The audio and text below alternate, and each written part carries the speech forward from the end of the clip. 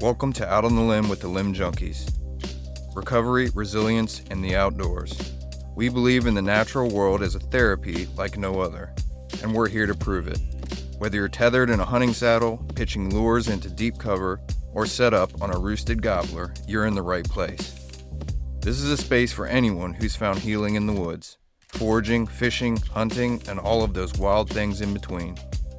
We're building something here, and we want you with us, so let's gear up and get into it.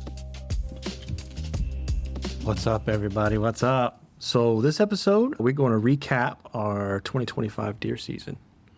Yeah, I think it was important to sit down and talk about how the season went as a whole. We had a lot of successes and a lot of firsts and a lot of lessons learned, so felt like before turkey season got ramped up, we'd sit down and kind of digest what happened. It was a good season. I had a great season. I had probably my best season in a long time. Yep. It was necessary, too. Oh, yeah. So I think we got to start by just talking about, the landscape of this season in the fall. We're in Virginia, so mid-Atlantic area, and I think most of the country experienced it, but there was a ton of acorns this year, an absorbent amount of acorns, which is, a stark contrast from last year, especially when there's no acorns and you adjust your stands on your properties based on what you see, and then the following season there's a ton of acorns and everything you did was for naught. But we also experienced colder temperatures than normal, I feel like, this fall. In our area, we typically don't see snow until February, March, and we had quite a few snow days during the season, late season in December. But, all this stuff affects deer movement, especially the mass production. I think overall the season was fairly typical, but, the deer movement was vastly affected by the amount of acorns they had. They just did not need to move very far. They find one mass-producing tree and they set up underneath of it. So most of our spots were fortunate enough to be surrounded with a lot of white oak, which in Virginia in 2025, the white oak crop was expected to be very, very good. So I think we did see the results of that because, in that one property that we hunt, 15-acre one, that's really close to the stable, that it really is only productive when it produces acorn. Yeah. This season was unique because, unlike other seasons, you always start, I feel like you start practicing with your bow around about when summer starts. Yeah. And then you're pretty consistent about practicing all summer long. I usually lag way behind, and I'm usually shooting it 2 days before the bow season starts. Yeah. But this year I focused a lot on getting started a lot earlier. I was out in the yard practicing probably from the end of August all the way through September. And one of the interesting things about this year was it's the first time I really dialed in my single pin on the Z3. Before that I was just kind of shooting where I knew it would hit without spending the time to really dial it in. So I kind of toyed with that. And, I knocked it off quite a few times and had to dial it back. And I was getting frustrated because every time I did that, it would be closer and closer to the season opener. I'm like, well, I can't go out with the bow like this. Yeah. So the very last minute, I got it finally completely dialed in. And that's when the federal government shut down. Right? Literally as bow season was about to start. Which was convenient.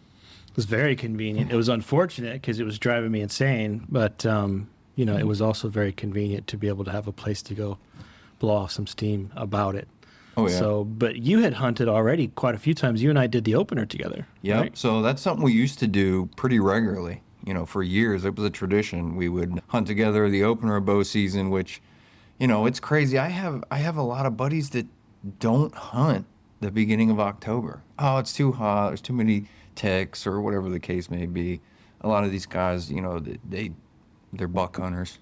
You know what I mean? But I can't. I'm too obsessed. As soon as opening day comes, I got to be out there. But regardless, me and you have typically hunted opener. And I think losing some properties or some properties changing, has affected that the last couple of years. We don't have our go-to spot for early season anymore. But yeah, we were able to do that this year, and it was awesome. I miss those opening day hunts. Man, we should make a point to do that every year because I miss that too. We always kind of kick off the season together at one of the properties that you either have access to or I have access to or that we both have permission to. And we always go out that opening day with the intention of harvesting does. From what I've listened to and researched, most people think it's best to harvest does early. Great. Yeah. And I've gone through seasons where I leave that till the end of the season. And then you're trying to shoot does in December, and they know exactly what's going on. They're every bit as smart as those crafty bucks it's are. tough. So Yeah. to try to fill the freezer early has always kind of been my goal. But yeah, we started out together hunting a property that's got a good amount of does on it, and we had a lot of action that morning. Unfortunately, where you were sitting, they never really made it down to you, but I was surrounded by does all morning, and I took a shot at one and missed. I call it getting the rust out of the way. I was a little frustrated about that, but this is a small 5-acre residential property, and the slightest things going on in the neighborhood can affect deer movement. And I remember, a whole pile of does come in on the side of the ridge we're hunting. I get a shot at one. They don't really know what's going on. They don't like spook or run off. But someone running a leaf blower or a trash truck, something happened. I remember that. And they all kind of took off back the way they came. So they kind of settled and ended up coming back through a second time because they wanted to go where they were going. And that's when I was able to actually, get a good shot at one and tag one. And I remember walking down there and being, the last 2 years, my eyesight's gotten pretty bad. I wear these reading glasses most of the day, but I don't wear glasses when I shoot my bow. And I have a clarifier in my peep sight and stuff. So when it comes to actually shooting, I have clear vision. But, the last couple of years, it's gotten harder for me to judge size of deer, So, and especially when you have a ton of deer walking around, you kind of lose track of which ones are the big ones, which ones are the fawns. So regardless, I shoot this doe, perfect shot, double lung. She only makes it like 40 yards, piles up. Yeah. And I remember walking up to it and be like, oh no, I shot a fawn. But it wasn't a fawn. It was just, a smaller 1.5 doe. So perfect doe to eat, really. I'd call it a yearling. It was an excellent meat doe. Just to paint a picture, we're talking on a lot that's a game of inches. So they know that we're there. And Ian and I are 40 yards apart. He's on the hillside and I'm in the creek bottom. And I can see him and he can see me. And we can both see the deer. And the deer have very explicit travel corridors leading all throughout that property, up and down into the yard and out into the neighborhood. And, you could be set up in what you think is going to be the perfect spot.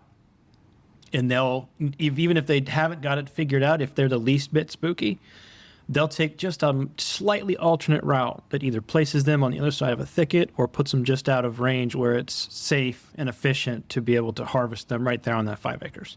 Yeah. Is not having all the permission to the neighboring neighborhood and the neighboring lots.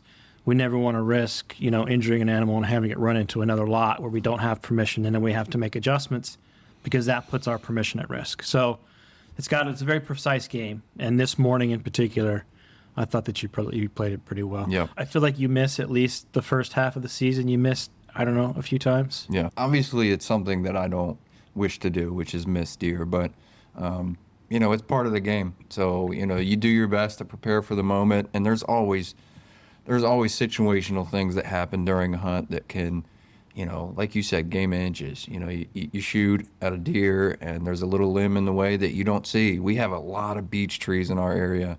And anybody who's familiar with beech trees, they have so many freaking limbs, it's unbelievable. And unless you go in and you're really, really attentive to clearing tons of lanes, these beech tree limbs are so thin that sometimes you can't even see them with the naked eye. So what you're saying is you got to trim those beaches. Yeah, trim those beaches. Trim those beaches. So yeah, we opened the season together. I was able to harvest a doe. And then from there, we kind of moved on, and you had a lot going on. You were furloughed. You had a lot going on with the furlough situation with your job, and I remember you being super stressed. Yeah, I was really frustrated. It had been a kind of rough couple of months just even before that because of all the things that had been happening. Of the DRP, the government shutdown. We lost a lot of employees as an organization, and everybody was pretty much really worried about their jobs. Those are the people that decided to keep it. And I kind of let that get to me a little bit and let some of the anxiety creep in over the summertime. So by the time fall rolled around, I was pretty cranked up. Yeah. So, one of the things I think that was really good about this season that was different from other seasons is, we're talking about that game of inches is when you came and helped move the stands. Yeah. At the one property down the street here. So yeah, that's something that I've kind of learned that over the years too, is I don't move stands every year. I like to let stands kind of cook for a couple years just to see how they produce. Let them marinate. Yeah. For a while.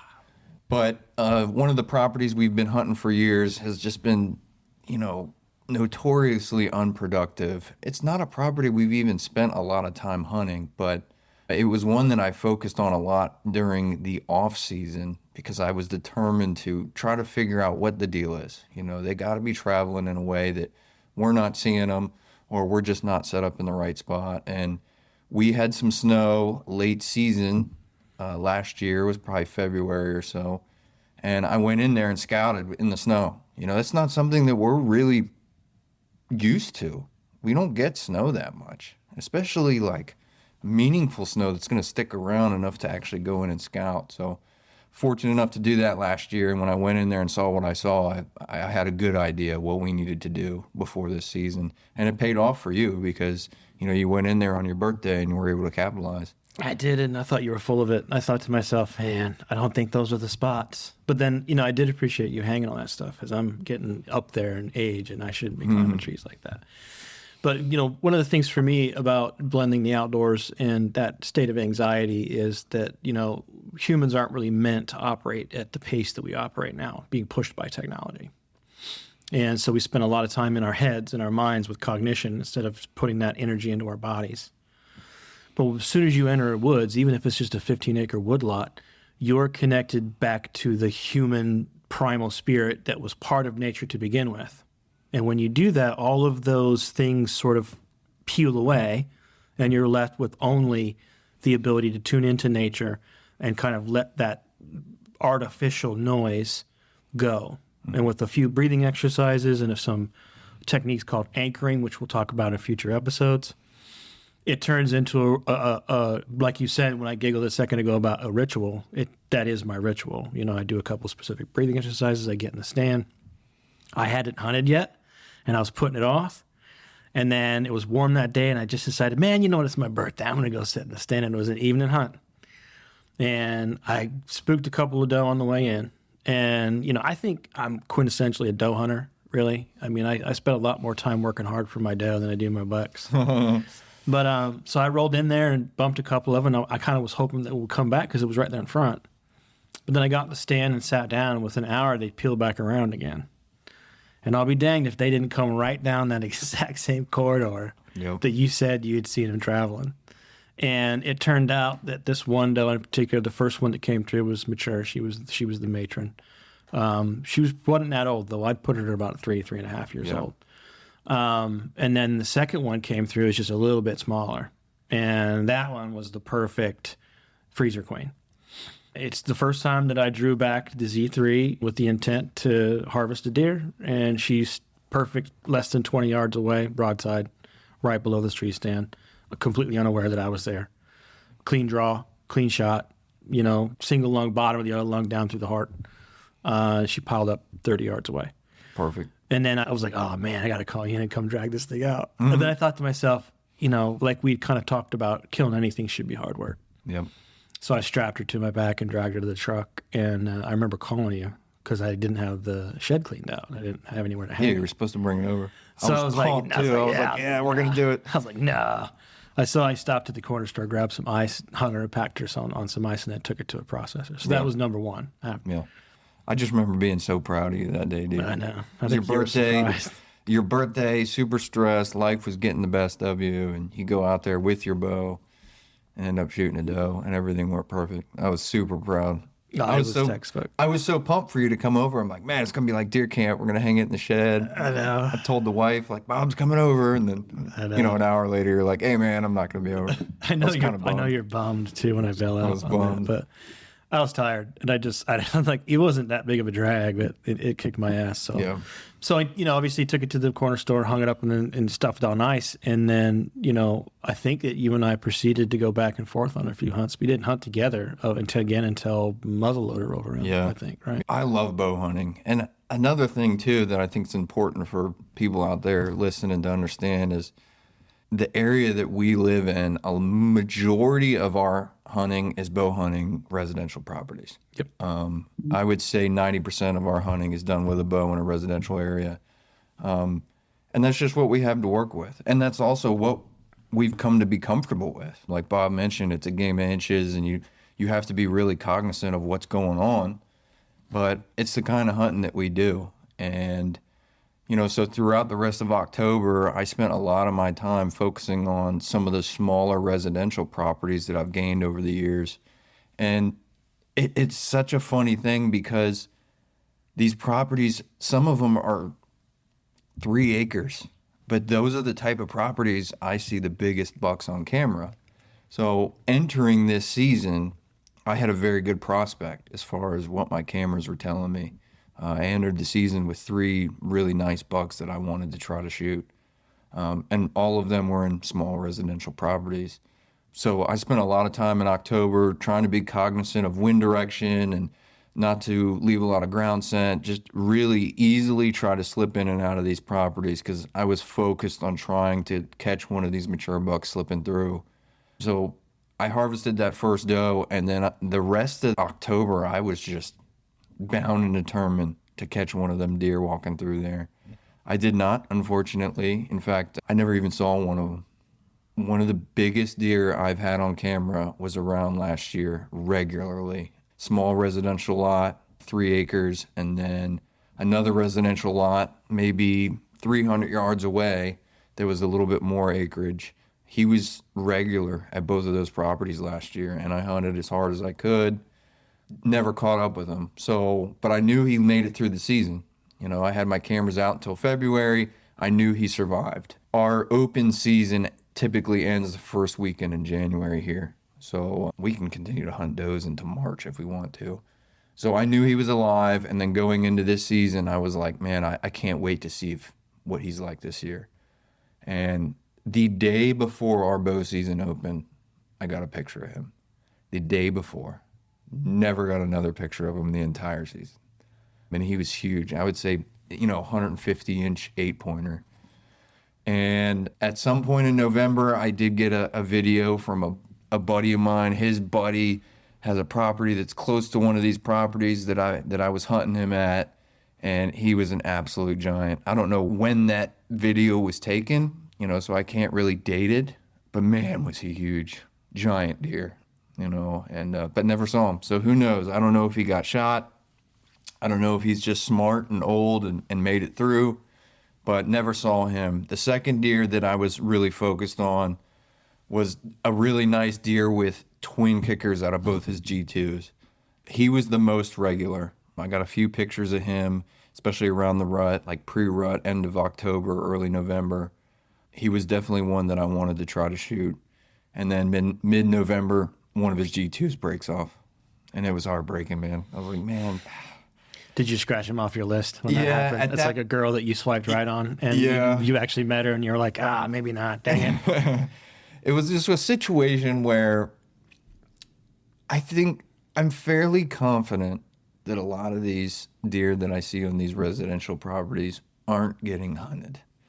I know that might be an ignorant statement, because there could be a guy hunting them 3 doors down that I don't even know about. But I don't know. I don't think so around here. I think it's unusual this close to the suburbs for us to be hunting in the ways that we do. I agree with you. I do. And that's why I kind of adopted that theory. And so when he broke his G2 off, because that was his main character, twin kickers out of both of his G2s.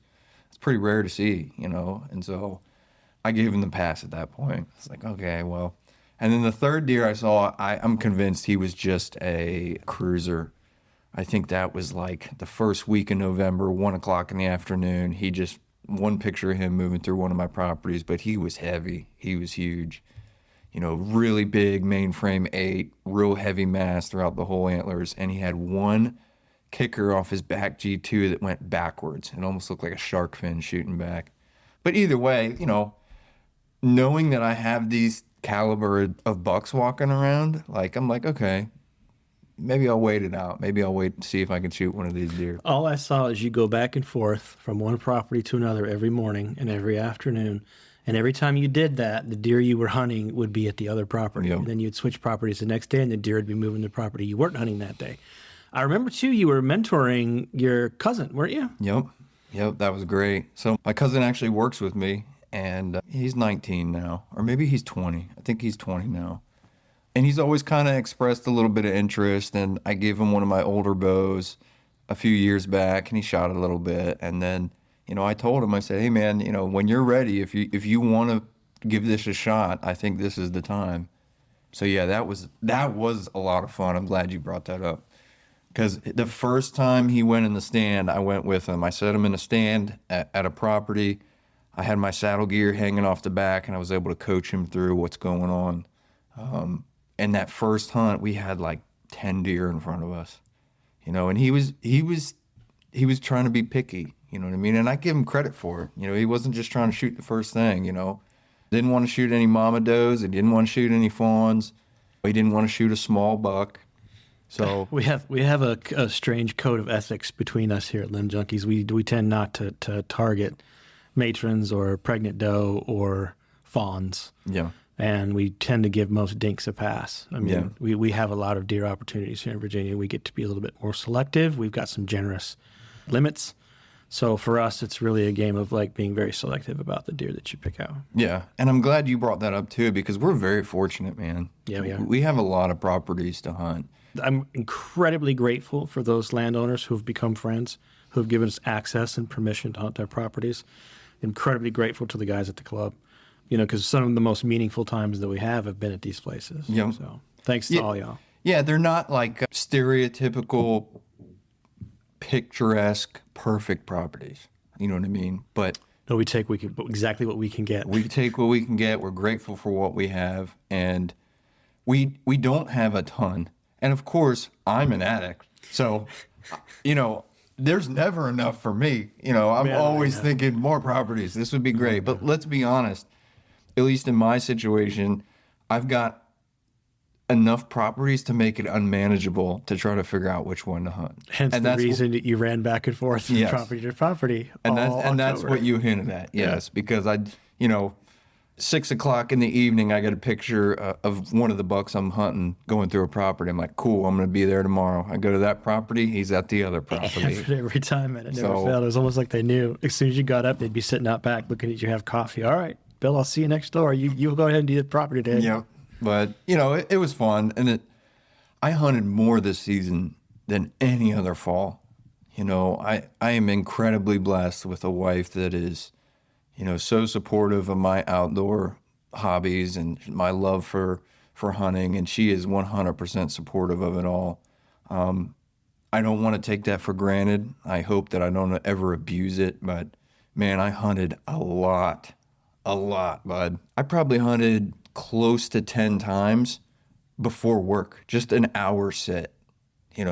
Fortunately, I have properties that are close to home. So I would go sit for the first hour and then race to work, and not be late to work either. Can I ask you a question? What's that? Is it like have you always wanted to hunt at that extreme? Has that always been your goal to hunt at that level, like being out there all the time? Absolutely. So you've actually reached your desired outcome. Maybe, yeah.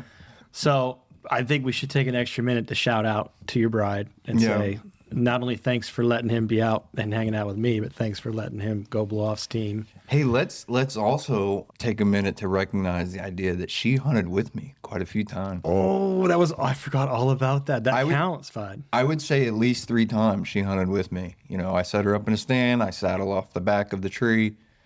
She loves it. To her, sitting in a tree, watching the sun come up and the world come alive, she loves that. She gets it. She totally gets it. One of these days, I'll actually get a shot at something with her in the tree. But I actually told her that this year, we're going to get her practicing with her bow a bunch, and hopefully she can try to shoot one. I don't know, but that might ruin the magic. I don't know. We'll see. So. But yeah, so October was spent, obsessively trying to kind of like pinpoint, if these bucks are going to come through. When are they? Which ones are going to stick around? Which ones are going to be roamers during the rut? So I spent a lot of October really hammering it hard, trying to figure out where to be and when.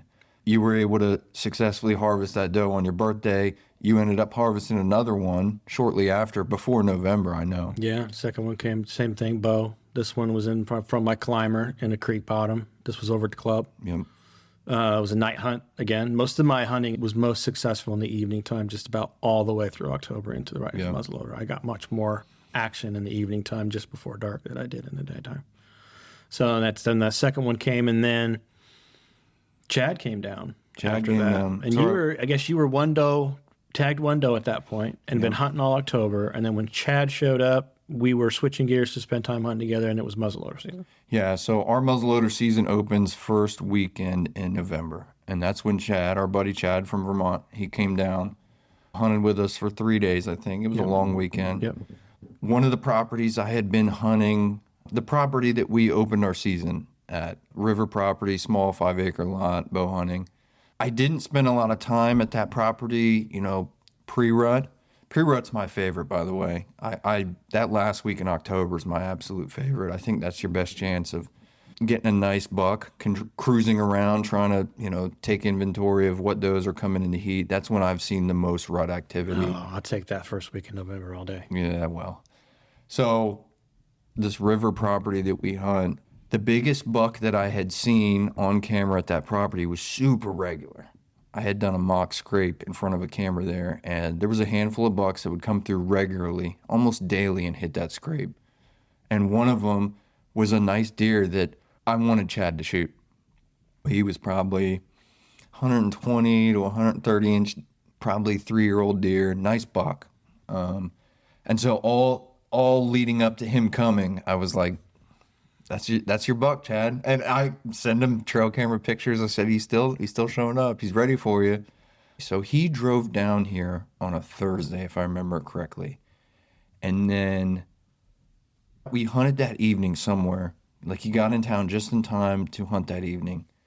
And I took him down to that river spot. And I was like, listen, dude, he's been coming up regularly. Oh, that was so he went straight from pulling up to straight to getting dressed and hitting the stand. Yeah, if I remember correctly, he left super early. He left Vermont like 2 or 3 in the morning. And I took that day off. And I hunted that morning in the rain because it rained that morning. So by the time he got into town, it was about 2 or 3 in the afternoon, just in time to like pull up, empty his stuff, put his camo on. I was like, let's go. Time to get in the stand. Yeah. Yep. So we went, and this is a bow-only property. So we went, and I set him up down on the bottom. I was set up halfway up the ridge, just like when me and you hunted. And I had a bunch of does up by me. I'm hoping that one of them is going to make their way down to him. And then before I know it, I can see a little bit better from my vantage point because I'm higher, and I can see down kind of through all the beech tree leaves. And them beaches. I saw this deer rolling in, coming from his right, walking right through that river bottom there. And, I was able to actually get the camera on it. And it comes in, and I can see in the viewfinder, I'm like, okay, it's not the big one. It's probably like a 7-pointer or something like that. So I'm filming it, and sure enough, he shoots it, which I'm pumped. I'm that type of guy. If I take you to a spot to hunt, you shoot whatever you want. I am never the type to be like, this deer's off limits. Nope. You shoot whatever you want. And Chad knows that. So this deer rolls in, he shoots it perfect. I mean, I almost watch it pile up. It goes 40, 50 yards and piles up. So I'm ecstatic. Like, cool, he's got one. And at this point, I still have some does around. And I'm like, cool, I'll try to shoot a doe if I can. So maybe 20 minutes goes by. We're like maybe only 20, 30 minutes left of shooting light. And at the corner of my eye, I see a big deer coming through the bottom. And I don't even get the camera on. I think I pulled my cell phone out and started just filming with my cell phone. And I can tell this thing is big. I'm like, that's probably that buck. And it walks within 5 yards of Chad and spooks and runs off. And so anyways, we get down and we celebrate. And it was a great deer, pumped about the whole situation. But You should have heard him talking about that stand location. He swears that happened because that's the worst. He said, why would you put a stand here? They walk right under you. And he's crazy. He speeds out of his mind. Again, we talked about off-season prep, and that property last year, none of the deer moved in the bottom. No. None of them. No, until that freaking day he shows up. There they are right there at the bottom. I so walking under him. It's a situation where, I can't just move stands every year. You got to let them cook a little bit. And it just so happened this year they moved right in the bottom, and they would travel within 10 yards of that tree stand. But so that was cool. He was there that weekend. We hunted a bunch more. Muzzleloader opened that Saturday, and we had a blast. We tried to get him on some more deer so he could fill his freezer. We ended up going back to that property, and I don't remember what day it was, but I remember I'm in the stand I was in. He's in that same stand in the bottom, And the homeowner sends me a picture of that big buck standing in their backyard. And he just never made his way toward me or Chad. But That's a game of inches, man. that's urban deer right That's there. it. So That's it. Yeah, that was a good time. That was a good time. I remember. I think you guys were hunting the night that I hunted, and I shot a little 5-point deer. Yep. And that was the longest drag of the whole season, and that messed my hip up. yeah. That was probably about a quarter mile of the truck through the brush, and his antlers kept getting caught up on everything, and I kept having to stop. But I dragged his whole thing all the way back to the truck all by myself. I felt so proud of myself. And I wished you were there because then you could see me dragging the thing all by myself. If I was there, I would have been dragging. Oh, I know. You would have, totally. I yeeted it into the truck and then got home. But, it kind of was weird because we were just talking about how selective we are about shooting. And one of the things about Yankees and Chad in particular is that these guys are down to get down. Yeah. And they're here to shoot deer, and they're here to fill the freezer. Yep. So for them, passing on a buck like that is unheard of. You see Yeah. a deer like that, you shoot it. Well, we're hoping to have Chad down and have him on here. And I'd like to have him talk about the deer hunting up in his area. Because what we've heard, and the numbers suggest that he's completely true, is there's not a lot of deer up there. And the tag limits and stuff suggest it too. They get one buck tag. Yeah. That's it. Yeah. And so they don't have the large deer numbers that we do. So they come down here, and even as a non-resident, they get 6 tags. So to them, 6 tags is 6 deer that they want to try to shoot. Well, and I think that we've been pretty successful in putting them on deer. I think 1 or 2 is not going to cut it, though. They Yeah. come down and get 1, maybe 2. I think Chad's son got 2 that one year. Yeah. But definitely looking forward to having him back down again. 100%. So you shot your 3rd deer when Chad was down. Yeah. And let's get it straight. It wasn't just a dink 5-pointer. He was missing one whole side, correct? No, he was a porker. He was heavy. But Yeah. he was still He was a dick. broken up. Like it's Yeah. not that he was this little dink 5-pointer. He had 5 points remaining on the one side that he actually something. had. Yeah, it wasn't like, it didn't look like pedicle damage, and it didn't look like it was damage from rutting. It just looked like he had broken a couple pieces off. Yeah. But it didn't look like he fully formed to begin with. Yeah. But he was a porker. He was good size. Yeah. He's the one that worked out really well size-wise. Yeah. So I think after Chad left, we ended up hunting together at the club. yeah, That was the first hunt with the standing corn. Yep. And I Yeah. remember, Those are special circumstances because I have to get permission and talk to the owner and make sure that's all good with them. And yeah, so it's special for both of us. And it's weird because I feel so much pressure every year because I know that you're going to want to go there because it's like literally the yeah. best place that we have to hunt God, out I'm of like- all the places. I'm like a kid on Christmas morning when I get to go over to that property. So I yeah, know. this is, we're talking second week of November, and it's probably 60 acres of standing corn And I think that then the rut is hammering. and no pressure. Zero pressure, At and the all. rut is hammering. So we go in there, standing corn. Bob's set up on a tree stand in the creek bottom. I'm set up 250, 300 yards away from you. I'm in my saddle gear on the other edge of the corn. Yeah. Still in the creek bottom, but way away from you. And I remember first light, I heard grunting and looked behind me, and a decent 6-pointer. It's hard to pass him. He only had 6 points, but he had some ass. He was outside of his ears. He was a good deer. Just dogging the crap out of a doe, chasing her all over the place behind me. And that was pretty much my morning. That's all I saw. But you had a ton of action. Oh my gosh, from the minute I got sat, I listened to a couple of beaver chase each other around down at the base of the tree. And if you ever want to be mindful, just listen to them chew on trees and squeak at each other as they're chasing each other around. And then just as they finished up what they were doing, the ducks came in. And I'm a big duck hunter. And we're not allowed to duck hunt over there. But seeing the ducks come pouring in there, a whole entire group of wood ducks and then a couple of big mallards. So I'm like, oh, I'm pumped. And I'm just enjoying sitting there watching that. Yeah. Man, I felt like as soon as the sun started coming up, the deer started coming out of every single hole over in this big, deep, grassy kind of a field. Yeah, it's Everywhere like I CRP looked, there grass. was, there was doe creeping through on all kinds of different angles. And I think I kept telling you because all the action that I had experience with comes out at the corner that you were in. Mm-hmm. So I kind of just anticipated that's where the big deer were going to come out of that corner. But instead, they were completely on the opposite side of the property. And a real nice 8-pointer stepped out, and he was on the tail of a doe. And they looked like they'd been with each other for a while because he was, instead of chasing her, he was just minding her and following her. And it was probably about 100 yards. It was a poke. Yeah. Muzzle loader, 2 charges of powder, 50 caliber, and I let it rip and dumped him. And I was like, nice. So this is 4 at this point. Yeah. And I'm like, sweet. And I'll tell you, I'm gonna be honest. He kind of downplayed this buck. He's like, "Yeah, it was a decent buck." it's all right. It's an okay buck. So I sit the rest of the morning. I'm like really trying to take advantage of this opportunity. I think we sat till almost 10. Meanwhile, Bob drags this deer all the way back to the truck all by himself. So I get down, I gather all my gear, I hike all the way back to the truck, and I look at this thing and I'm like, "Bud, this is a heck of a buck. Like, this is not some little dink," you know what I mean? And thing had a good mass to it, real big body deer, a lot of gray in its face. Like, you could tell that was a mature buck. Yeah, he was heavy. He was heavy too.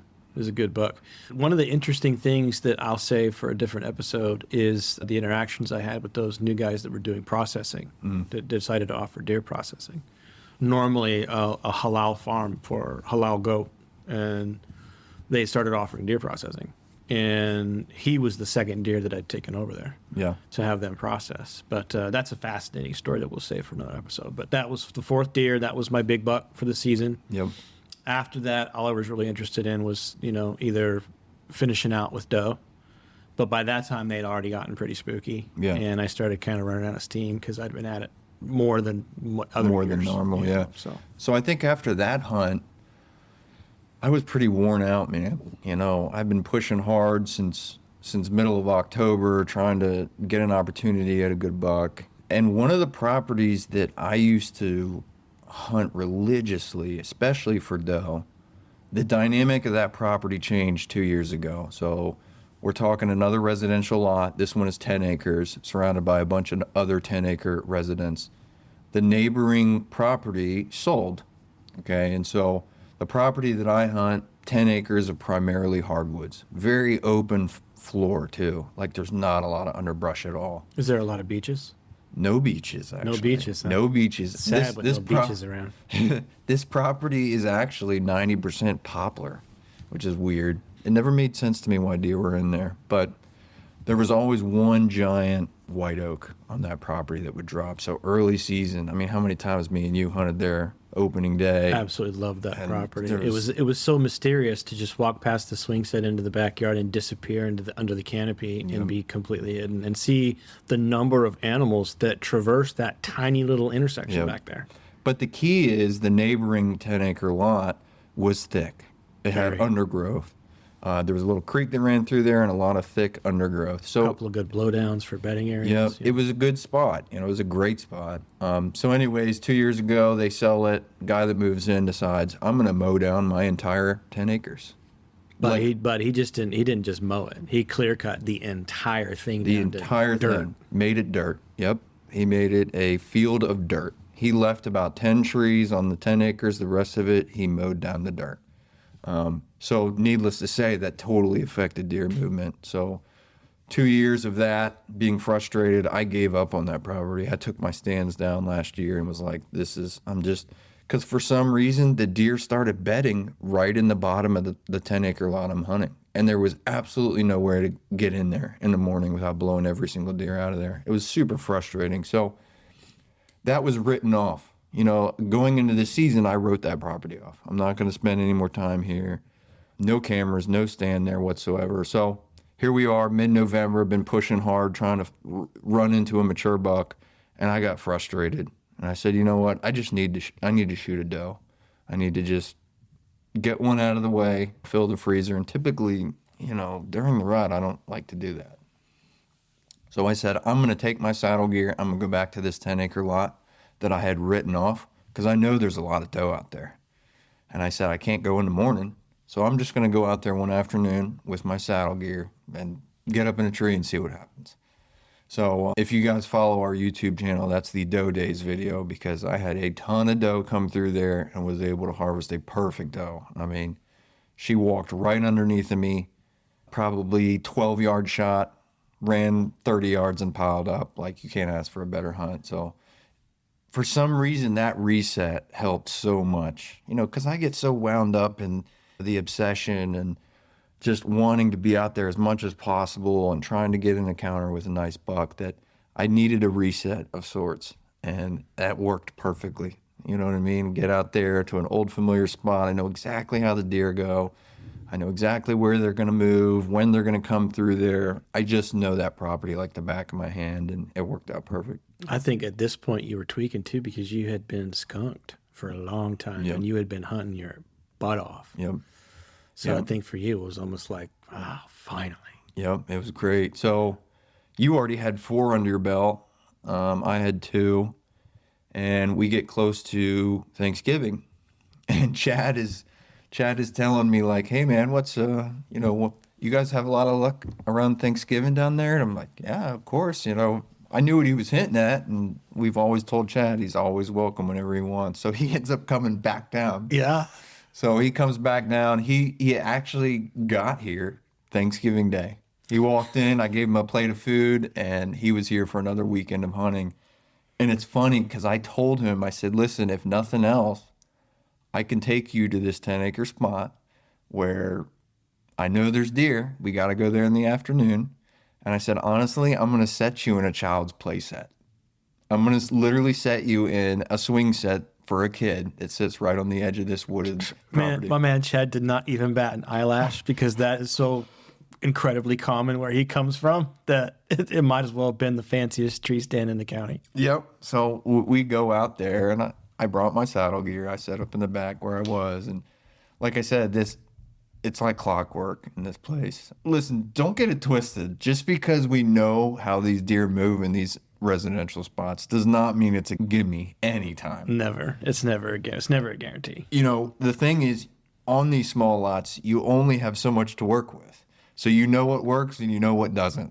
You know what I mean? But it's a chessboard with half the squares. Yeah. I mean, you just have no very, very limited amount of plays. And I think that's one of the things that I learned from you early on when we started hunting together, and you taught me how to like focus and scout these small lots, is you have to know where they need to be for you to be able to drop them in that property boundary. Yeah, and I explained that to Chad too, when he started hunting with us down here. I'm like, listen, man, you have to be very mindful of your shot. This isn't Vermont where we got lots of land to cover. You know what I mean? You need to be very cognizant of where you're shooting and what's going to happen. So he comes back down here. We hunted a couple different spots, but I put him in a child's play set, and sure enough, deer came through, and he shot a deer out of a child's play set. Yep, that he did.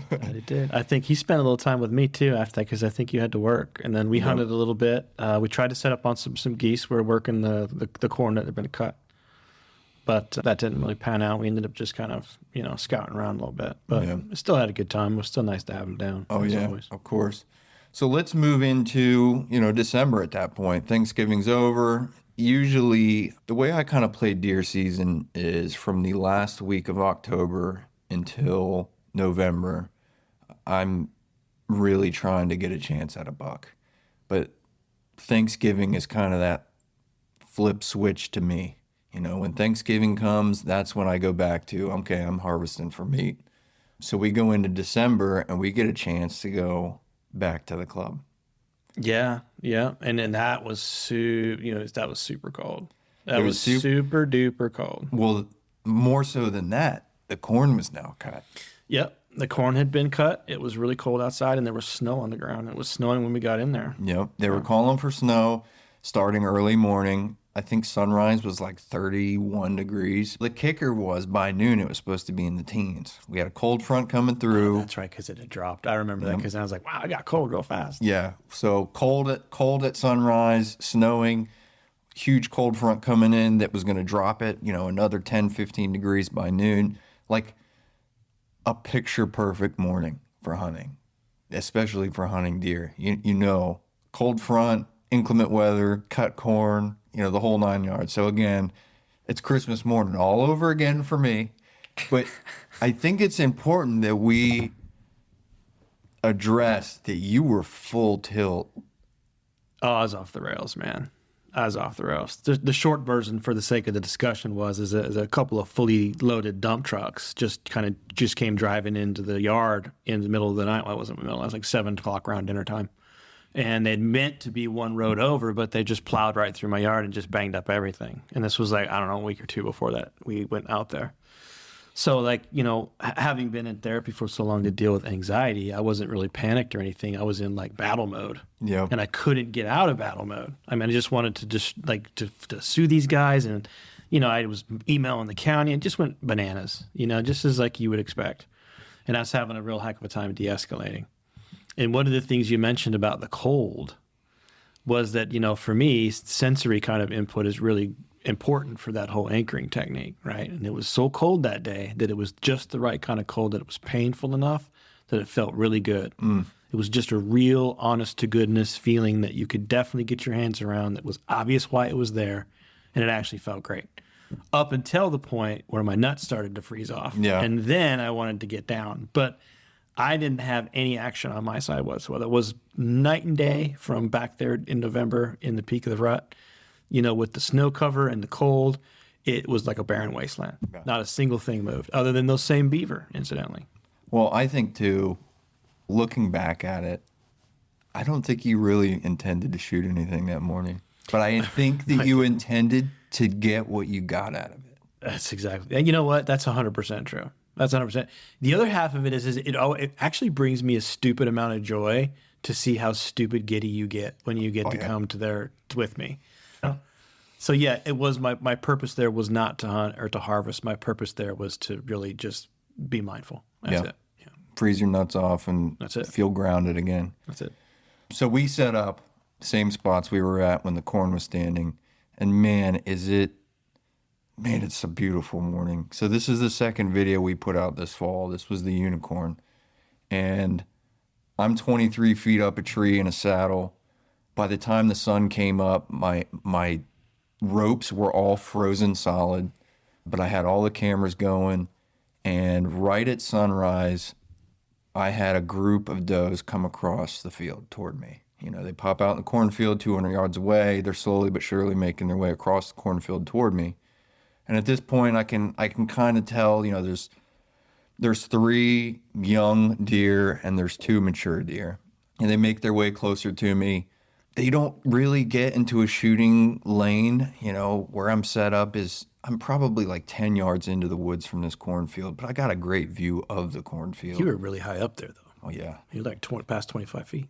It was 23, 25, something like that. That's high. I'm 4 sticks high, and I stretch my sticks. Yeah, that's high. I'm 6'2", and I use every bit of my lanky frame to get as high as I can. So, but, comfortable tree, completely set. I've climbed this tree before, so I know exactly how to set up. So anyways, these deer slowly make their way across this cornfield. And at this point, like I mentioned before, I'm looking to fill the freezer. So I'm not being picky. So they're slowly making their way over. Once they get close enough for me to really identify, I can see that one of them's like a spike. So I'm not going to shoot a spike if I have an opportunity to shoot a doe.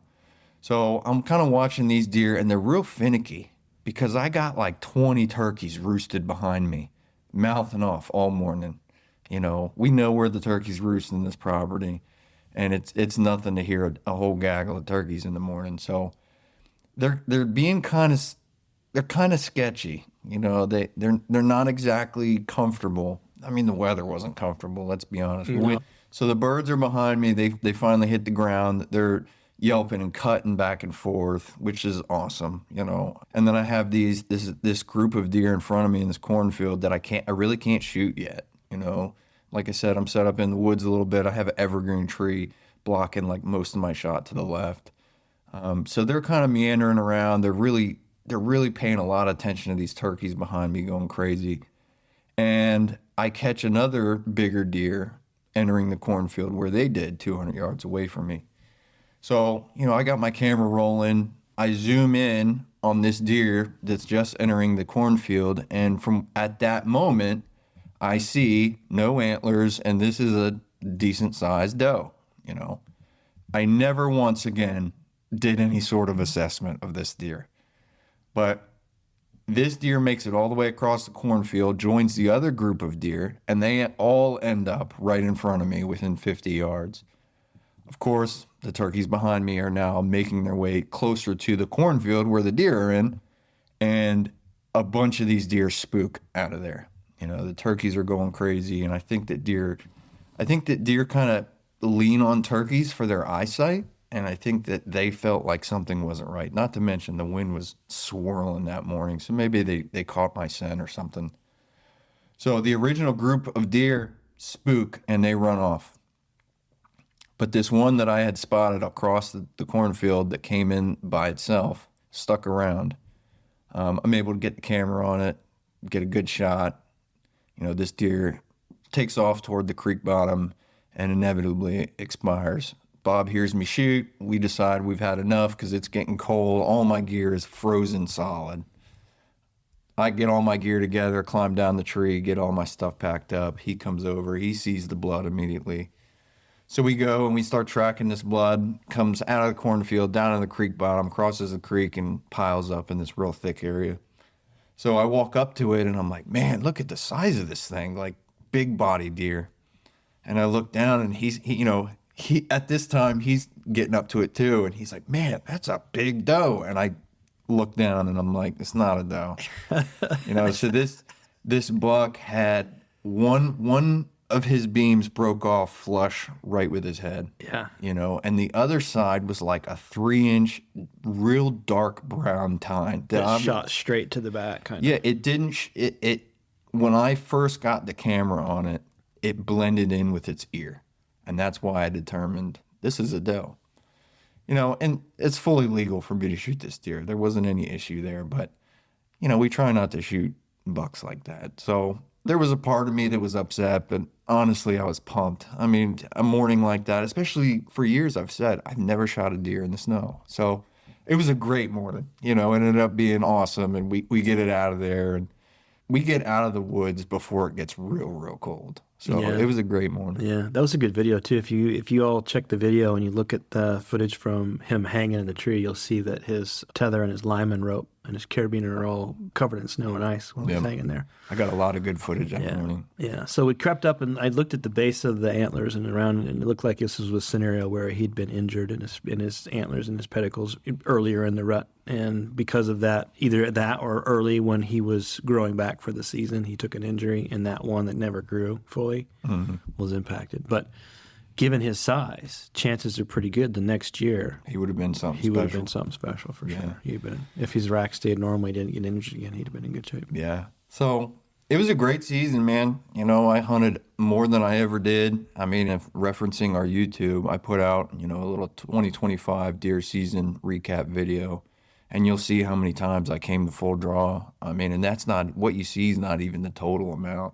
I hunted a lot. I tried some new things on some new properties late season, moving around, abandoning stands and instead using my saddle to get in different, just slightly different spots, like we talked about, 60 yards away, and you're seeing tons of movement compared to if you sit in the stand. So I hunted hard. I ended up shooting a coyote with my bow. I was just about to ask you that. I was like, you had an opportunity to coyote and you took it. Yeah, which I wish I would have got that on film, but it is what it is. I'm hunting a residential 10-acre lot, and a coyote comes running across the neighbor's backyard right toward me. I mean, for the sake of the listeners, I mean, it's incredibly common to have urban populations of coyote, and oftentimes they go unnoticed because of how much they look like dogs. Yeah. Sometimes, sneaking around garbage cans, things like that. Yeah. I'm not the least bit surprised. Any hunt turns into a coyote hunt real quick. Pretty cool, though. Especially with a bow, because you're not going to make any sort of disturbance to what you're already doing. So he come across that backyard, came right in underneath of me, was able to shift in my saddle and draw. He jumped up on top of this fallen down tree, and at 20 yards, I drilled him. I mean, it was awesome. To actually shoot a coyote, get rid of them, we shouldn't be seeing them. So if you see them, there's too many. It's subjective. The general consensus is that, yes, it will have an effect on population. They're particularly hard on fawns, pre-fawn recruit, and when they reach that 6-month recruitment age for the herd. And they're hard on turkey poults. But once you take 2 or 3 out, it's not very long before that vacuum gets filled by one. So it's really temporary in the grand scheme of things. One of the things that I asked you about was whether or not you were going to take the pelt, because it was deep winter. Yeah. So it would have been like a really thick, lush pelt. And coyote pelts and pelts in general haven't held the same value in quite a long time. So it's Yeah. really just a memento for you Yeah. because it probably wouldn't fetch very much. Yeah. Unfortunately, it was not a pretty looking coyote, you know. Had it been, I would have taken it, but it wasn't very pretty looking. I don't think it was as bad as like mange or any sort of disease, but it just didn't look super healthy. So I did not save the pelt. Yeah, they're not. It's one of those byproducts of trying to decide. And that kind of brings me, I think, to what would be kind of some closing remarks for this episode. You know, one of the things that I looked at was, you know, when it came to storing all that meat from all 4 of those deer, I realized that I had a mountain of meat. I did. I still do. I still have a whole freezer full. But, you know, I noticed that I had packed away a lot of parts. Like I had some turkey wings that I kind of always intended in making wing calls or skinning down for wing bone calls. I had that night gobbler that I had harvested a couple seasons ago in there because that I always meant to mount. Yeah. And I looked at this pile of meat and I thought about the hunts and I thought about the message for me. And one of my takeaways was I'm going to place a lot less emphasis in future seasons on mounting and, you know, antlers and things, and a lot more emphasis on making room for meat. Yeah. I don't blame you. I don't blame you one bit. So it was a great season all in all. You know, from a mental health aspect, we got exactly what we needed out of it. And I think you especially, man. I can't tell you how proud I am of you for this season. Dude, you know, I appreciate that. It's been very many years of us hunting together, and you've always kind of leaned on me for motivation and support. Yeah. And this year you really stepped out and did it yourself, and did it for the right reasons too. You know, when we started Limb Junkies, it was the idea that getting out in the outdoors and hunting and fishing, it helps with anxieties, it helps with stress, it helps with the hard times we deal with in life. And that's what you were dealt with this fall. Yeah, I utilized it exactly what it was designed to do. And it was designed to help triage some mental health crisis and put me back, both feet back on the ground. And I ended up having a great season of a lifetime. And I'm ready for turkey season. Yep. So now we're moving toward turkey season, and for me at least, and I try to instill this in Bob, is March is typically when I assess my properties and figure out what changes I need to make.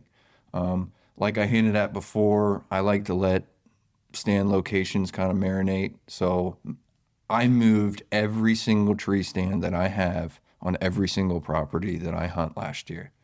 So there's not going to be a lot of that this year, but we got some snow supposed to be rolling in tonight, so I may utilize that and go do some scouting and make some slight adjustments. But any sort of adjustments or planning that I have for next year, I do it in March because the foliage is still off. You can still see what's going on. It's easier to see trails, and the season's still fresh in your mind. So get out there and do it in March when it's still fresh, and you can make adjustments that are meaningful come next season. So I'm looking forward to doing some wrap up for this deer season and then shift focus 100% toward turkey. Right on, man. Right on. All right. So we'll catch you guys in the next episode. Thanks for listening. And don't forget, frost makes the blade stick. That's it. See you next time. Thanks for going out on a limb with us. If this episode hit home, share it with someone who needs to hear it. Find us on Instagram, YouTube, and Facebook, and follow along for more. Until next time, keep your powder dry.